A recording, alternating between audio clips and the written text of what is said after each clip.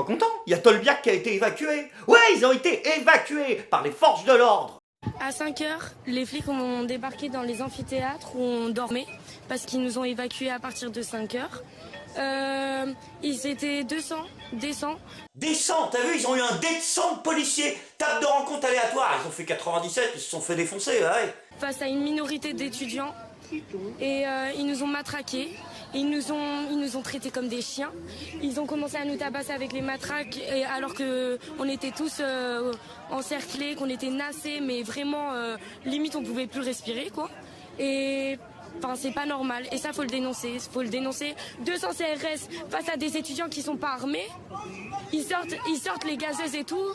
C'est pas normal. Oh la vache, quelle violence! Inutile de vous dire qu'ils sont remontés à Tolbiac. Attention, la jeunesse révolutionnaire ne laissera rien passer. Non pas Saran. Vous avez enlevé le premier mouvement parisien. Toute la France, vous avez mis Tolbiac à l'extérieur. Qu'est-ce qu'elle fout là, Tatiana Vento? Vous avez pas des vidéos à tourner?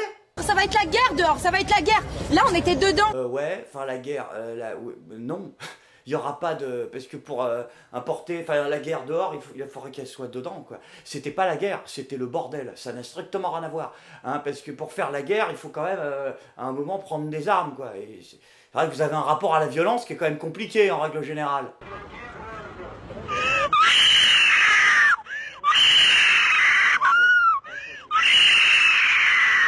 Donc voilà, si tu veux, à mon avis, ça va être limite. Hein, moi, ce que je te conseille de faire, c'est d'aller faire un tour dans vos AG, là, interdites aux blancs, hein, puis de recruter 3-4 tirailleurs sénégalais. Tu les envoies dans l'équipe. En général, ils sont plus déter en première ligne, parce que sinon, le gros des troupes, je crains que ce ne soit pas suffisant. Après, attention, hein, les forces de l'ordre avaient des vraies raisons d'évacuer. Non, attends, c'était le bordel à l'intérieur. Ah, et le président de la Sorbonne, Georges Haddad, il était furieux. Écoutez, j'ai du mal à le décrire tellement je suis consterné par l'état du centre. C'est un vrai capharnaüm. La violence, la drogue, le sexe même.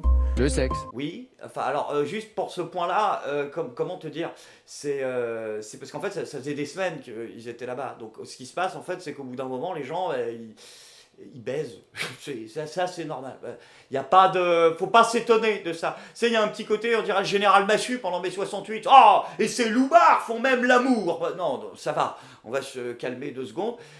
C'est pas. Alors oui, il y a des problèmes de prostitution à l'intérieur, mais alors ça, excuse-moi, c'est aussi parce que ça c'est pas en ce moment à Tolbiac, c'est en règle générale. Malheureusement, les étudiants sont pour beaucoup obligés de se prostituer quand ils sont à Paris parce qu'ils n'ont pas les moyens de payer les études et le loyer. Voilà, c'est comme ça. Hein, avec un carton à McDonald's, en général, ça rend les fins de mois un peu difficiles. Mais pour ce qui est du sexe, normal, c'est normal. Ça, pour le coup, il n'y a pas de... Hein, parce que toi, je sais, t'es comme moi, on baisse plus les masses à nos âges. Hein, moi, c'est tous les 2 mois, ça doit être tous les 2 ans, tu vois ce que je veux dire. Mais le jeune... Il fait que ça. C'est la génération du fion. Donc, à un moment, ils s'enculent tout le temps. Hein. Le gauchiste, surtout, le gauchiste. Regarde, bon, bref, ils passent leur temps à... Voilà. Hein. Donc, c'est notre génération, c'est notre époque. On a découvert des cocktails Molotov, vous le savez, Jean-Pierre, il y a une dizaine de jours. Ils ont agressé un collègue qui va perdre peut-être la vue de l'œil gauche. Ils ont agressé un député. Alors, pour les 2 premiers cas, pareil, si c'est avéré, c'est un véritable scandale, mais pour le 3e, sur le 3e chez toi, mon petit déconne, là, je veux dire, il a été molesté, enfin, il a été importuné, le député, c'est ça, c'est-à-dire qu'ils l'ont pas laissé rentrer, je fais la traduction. Ça va être quand même assez dur de nous faire tomber dans le compassionnel là-dessus. Ouais. Je te cache pas que pour nous arracher une larme, t'es sur un projet à long terme quand même. Parce que là, le député LREM, ok, en face, c'est des gens Guevara de service. On est bien d'accord là-dessus. Mais à la base, ils étaient quand même opposés à Emmanuel Macron. Donc quand ton député LREM, là, il déboule en mode je suis là pour négocier. On vous envoie un homme pour négocier. Voilà, non, il est pas là pour négocier, tu vois ce que je veux dire. Il est là pour se prendre une Nolan, une giflette dans le museau, comme ça fait la une des journaux, et le lendemain, les CRS, ils arrivent avec 2 jours d'avance et ils virent tout le monde. C'était ça, le but de la démarche, à la base, quand même. Donc c'était pas la peine d'essayer de concurrencer Manuel Valls dans le domaine, hein. Ça reste le champion des FDP. Ah non, je vais pas continuer, je suis désolé, je peux pas. Non, me moquer de Manuel Valls? Non, pas en ce moment. Je suis désolé, je suis Maurice, mon boulot c'est de les tacler, mais à un moment j'ai du cœur et je voudrais adresser ma compassion et mon soutien à Manuel Valls, Manu qui en ce moment vit une situation difficile. Oui, je voulais pas en parler comme ça, mais bon, j'en ai rien à foutre. Alors, Manuel Valls a perdu une femme. La femme de sa vie, la femme qu'il aimait, elle l'a quitté. Ça y est, c'est terminé. Manuel Valls est séparé. Manuel Valls est seul. Franchement, Manu, je voulais te dire que je suis désolé pour toi, parce que c'est dommage, c'était beau de vous voir comme ça, je veux dire, c'est des belles valeurs, être éternellement lié comme ça à quelqu'un, hein Manu, mais du coup alors, tu vas être éternellement lié à qui maintenant? Non, je me demandais, c'est juste pour ça, parce que, hein, on sait jamais, hein, pourquoi tu testerais pas les hommes? Bah ouais, tiens, en plus, François Hollande, là, il fêtait les 1 an, non, il fêtait l'anniversaire, pardon, du mariage pour tous, et il nous a dit, bah, c'est le moment plus que jamais, il faut y aller, là, hein. On voit de l'amour, et aujourd'hui, cette image, elle est devenue totalement banale. On voit des hommes, des femmes, main dans la main, s'embrasser dans la rue, voilà, parce que ce qu'on a permis avec la loi sur le mariage, c'est pas simplement de se marier, c'est de vivre. Mais mon pauvre enfant, faut vraiment que t'arrêtes de prendre un micro à chaque fois qu'il y en a un qui te tombe entre les griffes, toi. Mais tu n'as permis à personne de vivre. T'as accordé plus de droits aux couples homosexuels, mais c'est pas toi qui leur a permis de vivre. Faut arrêter de partir en couille, fanfan, ça va les chevilles?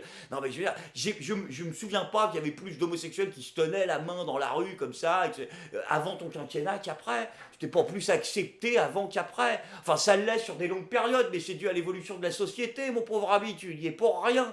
L'autre, il est là, il imagine, avant moi, il ne vivait pas. Après, tac, mais qu'est-ce que t'es fou, toi? Puis tu leur expliqueras aux victimes des ratonnades anti-gays, anti-trans à Paris, là, en ce moment, hein, que ça choque plus personne. Ah, c'est dans les mentalités, grâce à moi, c'est plus de problème. Mais t'es fou. Sans transition, les amis, c'est maintenant le moment de la bonne nouvelle du jour. Et aujourd'hui, dans cette bonne nouvelle du jour, je suis très enjoué, parce que je constate aujourd'hui, les amis, que les réactionnaires et la fachosphère ont tort. Et oui, tous ceux qui reprochent à notre société d'être devenue une société de couilles molles en pantoufles, sous prétexte qu'elle accepterait les différences, eh bien, tous ces gens-là, toute cette haine se trompe. En effet, notre société le montre plus que jamais. Elle est déterminée à lutter contre ceux qui veulent la détruire de l'extérieur et de l'intérieur, ceux qui s'opposent à nos valeurs. C'est ainsi que la justice est courageusement intervenue, les amis, pour corriger le faux pas d'une famille dans le sud de la France qui attendait un heureux événement. En effet, leur petit bout de chou, là, on les félicite de l'occasion, mais on les félicite moins, par contre, d'avoir décidé de nommer leur enfant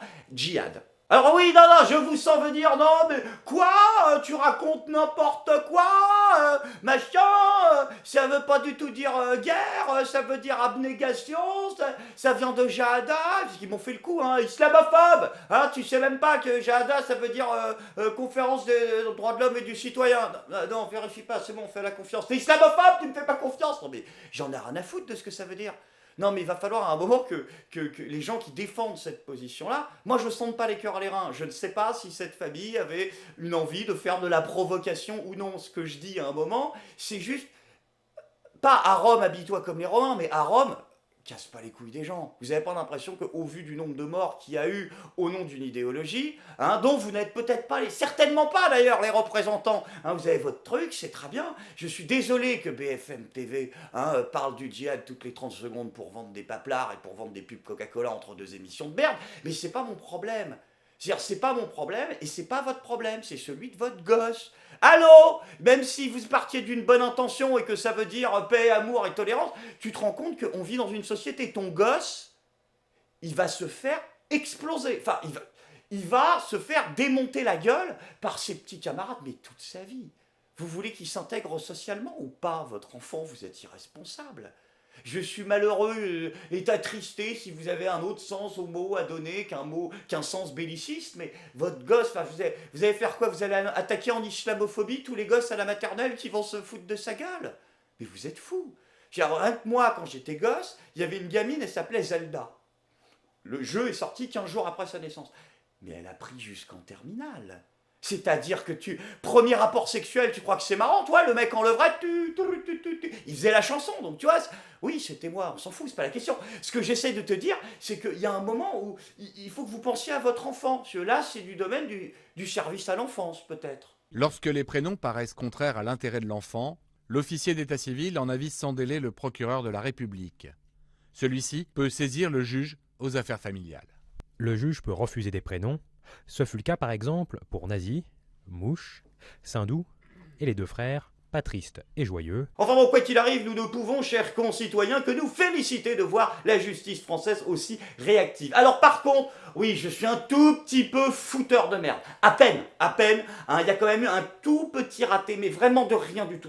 Vraiment, c'est rien du tout. On est bien d'accord que l'arabe est une langue complexe, c'est vrai, dans laquelle en plus, il y a que 4 voyelles. Donc c'est vrai qu'en plus, vous avez interchangé 2 voyelles sur un mot aussi court, t'as plus de chances de tomber sur un truc qui veut quand même dire autre chose que sur du caboulox total. Il fallait inverser les consonnes. Peut-être que tu auras une chance de vraiment mélanger les dés, quoi. Mais bon, bref, c'est pas grave. Et donc, cette langue qui est complexe, qui a plein de dialectes qui sont prononcés, mais comme le jour et la nuit. Moi, je me souviens quand je vivais au Maroc, je faisais la traduction en anglais entre les Saoudiens et les Marocains, parce que les mecs ne se comprenaient pas. Il fallait parler anglais, ce n'était vraiment pas la même langue. Néanmoins, j'ai demandé à une multitude d'arabophones sur Twitter, qui m'ont donc confirmé cette intuition qui me fut inspirée par un ami syrien. Jahid, parmi toutes les significations qu'il a, hein, et il y en a plusieurs, alors attention, parce que c'est un vrai prénom, Jahid aussi, c'est un vrai prénom, ça existe. Et effectivement, depuis 83, il y a eu 4 Jahid, ce qui nous fait donc une moyenne de 1 Jahid tous les 5 ans, ce qui ramenait justement sur une période de 5 ans, ce qui nous sépare de 2013 et de 2017, 2013 où le dernier recensement français des Jahid a eu lieu, hein, où il y avait 4 Jahid donc en France, ça nous amène à 5 Jahid, un quart, peut-être un quart de Jahid, un Jahid tronc quelque part, mais on est sur du max 5,5, 6 Jahid en France. Voilà, donc ce prénom existe, il signifie qui s'efforce, hein, en général, oui, qui s'efforce, c'est l'acceptation qui m'est le plus souvent revenue, ou qui se fait effort sur lui-même, si tu veux garder une dimension justement de lutte et de combat intérieur, et ça a d'autres significations. On m'a dit que ça voulait dire prêt, que ça voulait dire quelque chose de très arrêté, de très conquérant, la détermination à effectuer quelque chose. Hein, ça, si, il y a eu un contre-exemple qui m'a dit que ça voulait dire l'inverse, fatigué. Mais étrangement, c'est un Algérien. Non mais les gars, faites quelque chose, il faut s'y mettre un coup à un moment quand même. Je sais que vous n'êtes pas les plus bosseurs de l'équipe, mais je veux dire là, tous, du Syrien à l'Égyptien, ils m'ont tous dit, ça veut dire effort, quelque chose de... Et toi tu me dis non, ça veut dire RTT. Donc au bout d'un moment les Algériens, on se bouge un minimum le fion. Je vous aime. Donc du coup, alors parmi toutes ces significations-là, il y en a une qui m'est revenue plusieurs fois, c'est-à-dire que 3 personnes sur 5 me la donnaient, donc elle n'est pas universelle, mais vu qu'elle peut, si tu dis à une personne Jahid, dans 3 cas sur 5, en tout cas elle te répond ça, ce que ça veut dire, du coup, elle est signifiante et elle veut dire cela. Jahid, c'est donc aussi l'impératif de Jahada.